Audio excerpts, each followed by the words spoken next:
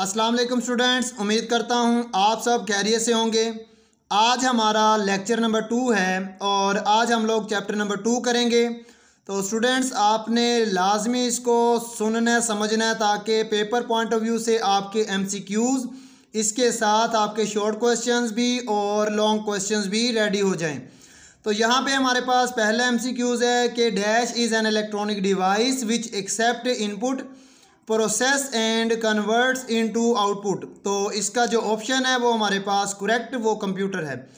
तो स्टूडेंट्स यहाँ पे आपके पास 2 नंबर का सवाल भी है कि पेपर में पूछा जा सकता है कि डिफाइन दी कंप्यूटर या डिफाइन दी प्रोग्राम और सॉफ्टवेयर। कुछ MCQs ऐसे भी हैं जो 1 नंबर पॉइंट ऑफ व्यू से भी पूछे जाते हैं और कुछ 2 नंबर पॉइंट ऑफ व्यू से भी। इसी तरह से हमारे पास नेक्स्ट जो हमारे पास MCQs है कि which of the following function is use to show output on screen. Students आपको पता है कि आउटपुट के लिए हम लोग प्रिंट एफ को यूज़ करते हैं और इनपुट के लिए हम लोग स्कैन एफ को। तो पेपर में डिफरेंस भी पूछा जा सकता है कि difference between print F and scan F. तो प्रिंट एफ को तो आप लोग आउटपुट के लिए इस्तेमाल करते हैं और स्कैन एफ को आप लोग इनपुट के लिए इस्तेमाल करते हैं। तो इसी तरह हमारे पास कुछ और भी MCQs अहम हैं। अब यहाँ पे आप लोग देख सकते हैं कि ये वाला MCQs पूछा जा सकता है कि how many numbers of variable can be use in print F function. अब आपको पता है कि अगर यूज़र चाहे तो प्रिंट एफ में एक भी नंबर एंटर कर सकता है और एक से ज़्यादा भी। तो इसीलिए जो इसका करेक्ट आंसर है वो है मैनी। इसी तरह से मैं आपको दिखा रहा हूँ कुछ ऐसे सवालात जो हमारे पास 1 नंबर का भी है और 2 नंबर का भी सवाल मौजूद है। अब मिसाल के तौर पर क्वेश्चन नंबर हमारे पास 5 है कि कांस्टेंट के बारे में बात हो रही है, वेरिएबल के बारे में भी, कीवर्ड्स के बारे में भी, कि print F function is use to output. अब आपको पता है कि आउटपुट के लिए हम लोग कौन सा फंक्शन यूज़ करते हैं। तो इसके लिए हम लोग कौन सी यानी कि वैल्यूज़ एंटर कर सकते हैं वो आप यूज़र की मर्ज़ी है। बेशक वो कांस्टेंट वाली वैल्यू एंटर कर दे या वेरिएबल वाली। पेपर में आपसे ये भी पूछा जा सकता है कि डिफरेंस क्या होता है जी कांस्टेंट में एंड वेरिएबल में। तो कांस्टेंट यानी कि वो वैल्यूज़ जो चेंज नहीं होती और वेरिएबल वो जो जिनकी वैल्यू चेंज हो सकती हैं। इसी तरह से हमारे पास मज़ीद MCQs मौजूद हैं जो 2 नंबर के लिए भी हैं और साथ में 1 नंबर के लिए भी। स्टूडेंट्स यहाँ पे हमारे पास क्वेश्चन नंबर 9 है कि print F function is use to print dash type of data. तो याद रखिएगा प्रिंट एफ के लिए हम लोग इंटीजर भी इस्तेमाल कर सकते हैं, फ्लोट भी इस्तेमाल कर सकते हैं और साथ में करैक्टर भी। इन दोनों का डिफरेंस भी आता है कि इंटीजर से क्या मुराद है और फ्लोटिंग पॉइंट से क्या मुराद है। तो इंटीजर जिसमें विदाउट डेसिमल और फ्लोटिंग जिसमें डेसिमल होता है यानी कि विद डेसिमल। तो इसी तरह से हमारे पास ये MCQs मौजूद हैं जो 2 नंबर के भी हैं और साथ में 1 नंबर के भी हैं। अब यहाँ पे हमारे पास कुछ और MCQs आते हैं। अब देख सकते हैं आप लोग जो पेपर के लिए बहुत ज़्यादा अहम है कि which of the following is a valid line of code. तो इंटीजर इक्वल 20 सेमीकोलन। याद रखिएगा जब हम लोग प्रिंट एफ में कोई भी स्टेटमेंट लिखते हैं तो उसके लास्ट में आप लोगों ने लाजमी यानी कि सेमीकोलन लिखना है, अदरवाइज़ वो एक एरर आ जाता है। इसी तरह से अब हम लोग मज़ीद MCQs की तरफ जाते हैं जो पेपर पॉइंट ऑफ व्यू से पूछे जा सकते हैं। याद रखिएगा पेपर पॉइंट ऑफ व्यू में ये जो हमारे पास क्वेश्चन नंबर 13 है तो ये पूछा जा सकता है कि सी लैंग्वेज किसने मुतारिफ़ करवाई थी। तो ये 2 नंबर का भी सवाल है और यहाँ पे MCQs भी है। तो इसका जो करेक्ट आंसर है वो नन आता है हमारे पास। इसी तरह से हम लोग मज़ीद MCQs की तरफ जा रहे हैं स्टूडेंट्स। ये हमारे पास है वो MCQs जो पेपर के लिए बहुत ही अहम है। अगर आप लोगों ने इसको ना तैयार किया तो आपके शॉर्ट क्वेश्चंस वो भी और साथ में MCQs वो भी, यानी कि नंबर आपके कम हो जाएंगे। क्योंकि जिसको MCQs का नहीं पता तो उसका शॉर्ट क्वेश्चन भी बहुत अहम होता है, तो उससे MCQs का भी नहीं पता, शॉर्ट क्वेश्चन का भी नहीं पता, जिसकी वजह से उसके 3 नंबर कट गए। तो इसीलिए जितना हो सके आप लोगों ने MCQs लाजमी तैयार करने हैं। अब इसी तरह से ये हमारे पास काफ़ी अहम MCQs हैं जो पेपर में पूछे जाते हैं। तो आप लोगों ने इन MCQs को लाजमी तैयार करना है ताकि आसानी से आप लोग अपने पेपर को अटैम्प्ट कर सकें। यहाँ पे हम लोग पढ़ने लगे हैं जो क्वेश्चन नंबर 18 कि library file for get character is conio dot H ये कहलाएगा। हम लोगों ने स्टैंडर्ड को नहीं लिखा क्योंकि वो हम लोग प्रोग्राम शुरू करने के लिए, और यहाँ पे भी एक फ़ाइल है, और कॉनियो ये भी एक फ़ाइल के लिए इस्तेमाल की जाती हैं। और इसी तरह से स्टूडेंट्स हमारे पास मज़ीद MCQs मौजूद हैं जो पेपर में पूछे जाते हैं।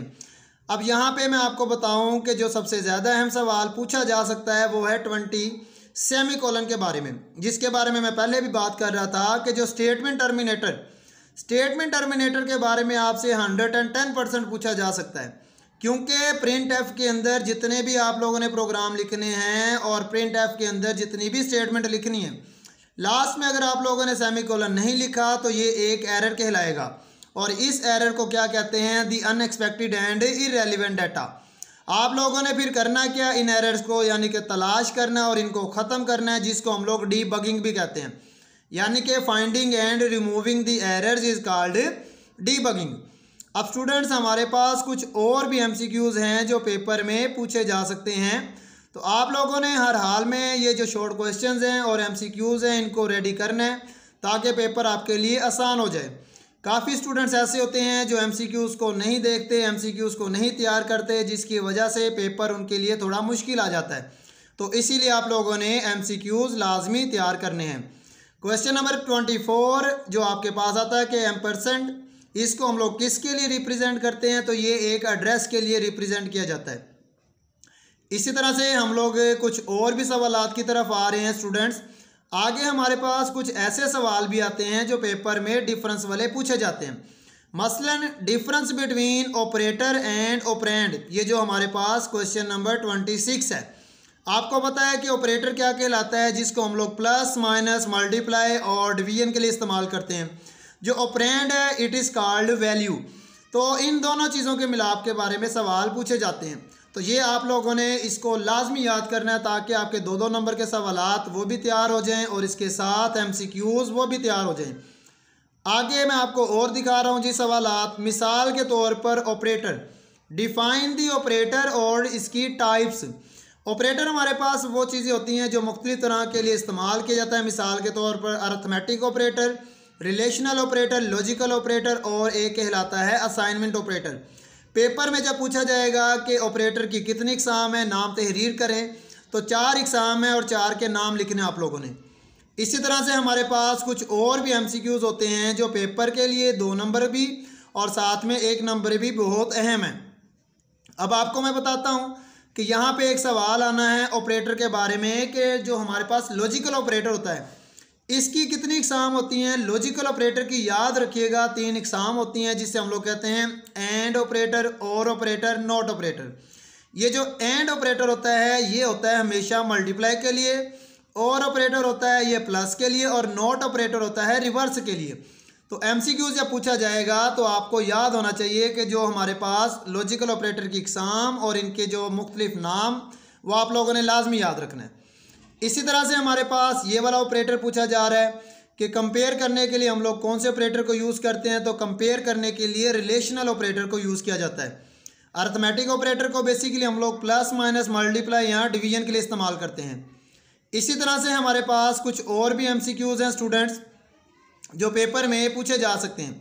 तो आप लोगों ने इन MCQs को लाजमी तैयार करना है ताकि पेपर आपके लिए आसान हो जाए, क्योंकि अगर आप लोगों ने यही MCQs रेडी किए तो समझें कि पूरे चैप्टर के जो शॉर्ट क्वेश्चंस हैं आपके वो भी रेडी हो गए हैं, और यही शॉर्ट क्वेश्चंस आपके लिए लॉन्ग क्वेश्चन के लिए भी मददगार होंगे। अब यहाँ पे ये सवाल आता है 34 जो मैं आपको पहले बता भी रहा था कि लॉजिकल ऑपरेटर की इकसाम के बारे में पूछा जाएगा। तो इसकी 3 इकसाम है, एंड ऑपरेटर, नॉट ऑपरेटर और लास्ट में आता है और ऑपरेटर। तो ये इसकी इकसाम है। अब हम लोग जो करने लगे हैं वो है शॉर्ट क्वेश्चंस। तो स्टूडेंट्स ये सारी लिस्ट है शॉर्ट क्वेश्चंस की जो पेपर के लिए बहुत अहम है। जब आप लोग इसको अच्छी तरह से देखेंगे तो आपके जो MCQs थे वो ही शॉर्ट क्वेश्चन है।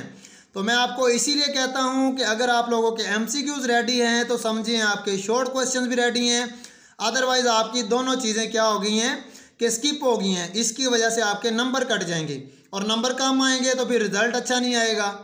अब ये वो शॉर्ट क्वेश्चंस हैं जो पेपर के लिए बहुत ही अहम है।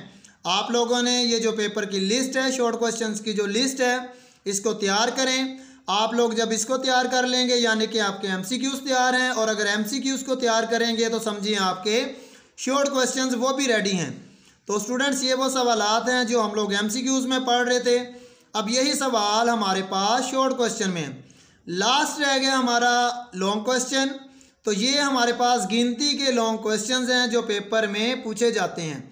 तो पेपर में या तो ऑपरेटर के बारे में, और या तो लॉजिकल ऑपरेटर के बारे में, और या तो फिर एक्टिविटी।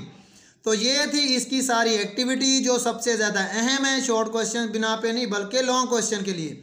तो जितने भी इसकी एक्टिविटी हैं 2.2 से लेके 2.8 तक ये आप लोगों ने लाजमी रेडी करने हैं। तो ये था आपका सारा पेपर। अगर आप लोगों ने शॉर्ट क्वेश्चंस याद किए हैं तो एमसीक्यूज़ रेडी हैं, और अगर एमसीक्यूज़ याद किए थे तो आपके शॉर्ट क्वेश्चन। तो उम्मीद करता हूँ कि आपको समझ आ गई है। इसे लाइक करें, इसे शेयर करें, और हाँ, सब्सक्राइब करना मत भूलिएगा। अल्लाह हाफिज़।